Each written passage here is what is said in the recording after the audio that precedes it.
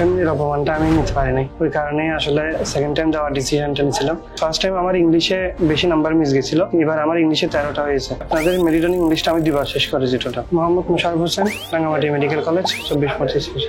আসলে এটা এক প্রকার জেদ থেকেই হয়েছে, ফ্যামিলির অপমানটা আমি নিতে পারি নাই, ওই কারণে আসলে সেকেন্ড টাইম দেওয়ার ডিসিশনটা নিয়েছিলাম।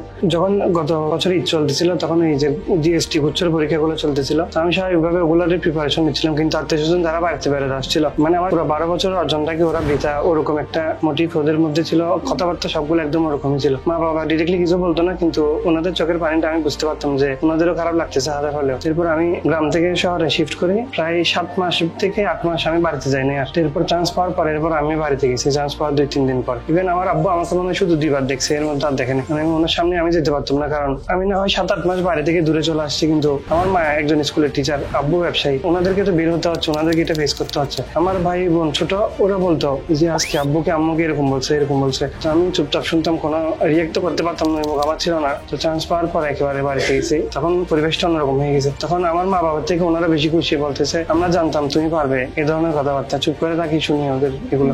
আমার মা আমাকে প্রতিনিয়ত ভরসা দিত এবং খুব বেশি ভরসা দিত। আমি একদম টোটালি ডিপ্রেসড ওই অবস্থায় এসে বলতো, কারণ এগুলো তুমি পারবা, পরের দিন তোমার পরীক্ষাটা ভালো হবে, এভাবে মাথায় হাত বুলাই দিয়ে চলে যেত। আমি তো মোটা ছিলাম না, এখন আমার ওয়েট প্রায় 110 কেজির উপরে। আমি বসাতে বসাতে মোটা হয়ে গেছি।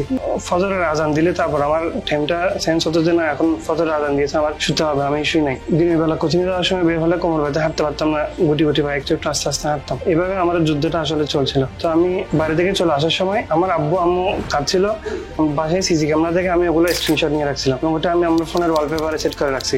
সিনেমা বা মুভি দেখার সময় ওখানে ঢোকার সময় ছবিটা আগে আমার চোখে পড়তো। আমি আর ধরতাম না সিনেমা বা মোবাইলের ওরকম মোবাইল ইউজ করতাম না, শুধু ক্লাস দেখা বা অনলাইনে পরীক্ষা দেওয়া এই কাজে আমি মোবাইল নিতাম। আসলে ওরকম মোবাইল আসক্তি বা ও ধরনের কোনো কিছু আমার আর ছিল না। তো অপমানটা সবসময় মাথায় রাখতাম, কান্নাকাটি করে আবার বই নিয়ে বসতাম, কত রাত কাটতে কাটতে বালিশ ভিজিয়ে ফেলেছি, এটা আমার গুণে শেষ করা যাবে না। ওরকম অপমানটাকে আমি ট্রমাতে নিয়ে যাইনি, এটাকে আমি ফুয়েল হিসেবে ইউজ করেছি।